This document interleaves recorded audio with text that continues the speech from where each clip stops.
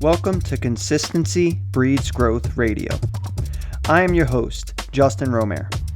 Our incredible guest and myself talk about the cutting-edge science and consistency necessary to reach your weight loss, wellness, and performance goals. If you want more information about working with us one-on-one or in a gym setting, head over to consistencybreedsgrowth.com or email us at consistencybreedsgrowth@gmail.com. We will also put links in the show notes. Enjoy the podcast. Science. What's up, team? We're back with another episode of CBG Radio. Have you joined our group Facebook page yet? Let me tell you why if you haven't. We do monthly free nutrition challenges on there. So they're focused around a specific theme. So for March, we're doing all about water. You can get your own free customized water intake from one of our coaches. We're going to figure that out for you. You're going to be on a leaderboard with everyone else in our group. So why not join? And there are also prizes at the end, potentially for you to work with one of our one-on-one coaches, right? So if you're not on a Facebook group page, this is how you can join. Just head over to www.facebook.com/groups/CBG Nutrition Tribe. It's free. Join our Facebook group. And it's a great way to stay up with your nutrition, have some accountability, and be a part of a group. So we hope to see you in there. Today, we're going to talk about 5 ways to nail your nutrition for the CrossFit Open. And I see so many mistakes that people make. Athletes and people that are just new to the Open, maybe it's their first year. There are so many different things that you can mess up here. So the first tip that I can give you is to not make any drastic changes with your nutrition. Oh my gosh. I see this all the time with people. They somehow decide that 3 weeks before the Open, they're going to switch to a vegan diet, right? They haven't eaten vegan their whole life. They're going to just eliminate meat completely from their diet, not know what they're doing. This is a huge, huge mistake. You don't want to make any drastic changes in your diet. You definitely don't want to do it as a way to enhance performance in the CrossFit Open. This doesn't make a whole lot of sense. It could definitely harm your performance in a lot of different ways, especially if you don't know what you're doing. Okay? Continue to do what it is that you're doing. Focus on the basics. The next thing is nutrient timing. For performance athletes, nutrient timing is still something that's extremely important for a variety of reasons. The first is based on recovery. Okay? We need to be able to recover from our workouts. And number 2, it's really about digestibility and making sure that you're putting yourself in a situation where you don't have gastrointestinal discomfort during an open workout, right? So there's a multifaceted approach when it comes to nutrient timing for athletes. Number 3 is supplementation. And our first supplement, number 3, is going to be caffeine. All right. Again, if you don't drink coffee or have caffeine in the form of tablets, in the form of caffeine gummy bears, in the form of caffeine gum, don't start taking caffeine or drinking coffee the day of the Open. But caffeine has a lot of benefits, and if you are a caffeine drinker, an experienced caffeine drinker, it's good to sort of implement caffeine about 90 minutes before workout. So caffeine is rapidly absorbed into the bloodstream. It peaks after about 90 minutes, and it has a lot of different performance benefits. So first thing it does is it activates the nervous system, right, which can improve focus and also improve energy. But it also affects the hormone epinephrine, which is a hormone responsible for our fight or flight mechanism.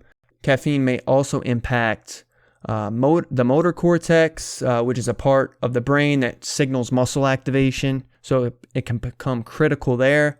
And it's been shown to spare glycogen. Remember that carbohydrate source we talked about that's stored in the muscle, that glycogen, it can spare glycogen. And it seems to also provide a benefit for athletes that train in high intensity. There's a genetic component that we have, a specific genotype, that defines whether we are a slow or fast metabolizer of caffeine. And you can determine this through a GenoPal Report DNA kit that we provide a lot of our athletes as well as our clients that want to optimize health, wellness, performance, or weight loss. Right? Very easy. Provide a DNA sample for saliva. You can return it and you can get back a lot of information. One of those things being whether you're a fast or slow metabolizer of caffeine.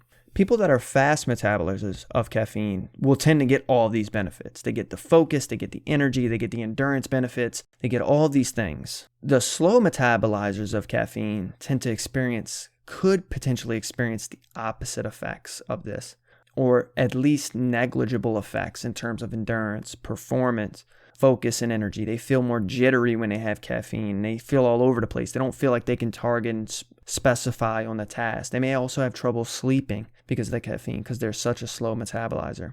So number 4 is it's part of the post-workout shake that I was already describing, but a little bit more information, right? So one of those supplements is creatine.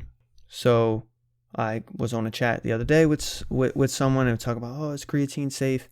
Look, there have been multiple studies that show that people that overload creatine times 5 the amount, 5 tablespoons of creatine, it's an absurd amount of creatine, had no kidney damage at all. I mean, there was with their blood work, everything was fine as long as their water intake was sufficient. Okay, so there's no reason to be afraid of creatine. I think this came out of the bodybuilding era, something that, look, creatine's in fish, guys. So there's nothing wrong with creatine. And this does, alternatively from that of caffeine, does help with strength work significantly. It's been shown in so many different studies. It's the most proven supplement on the market, right, to help with this. You want to include it. Creatine's super important. You know, if you're drinking Gatorade as that glucose as well as or sucrose or maltodextrin form that you're trying to get in those post-workout carbohydrates, then you probably don't need to worry about this as much. But I always have my athletes making sure they're getting in enough potassium and sodium. Sodium is in salt, and then potassium is actually a salt as well, but it's the form of new salt, NU-SALT, and I have them include a pinch of each of these into their workout shakes if they're not already salting their foods. So this is something good to also add in your post-workout shake to essentially balance out electrolyte levels. I mean, this is what this is, right? They're electrolytes.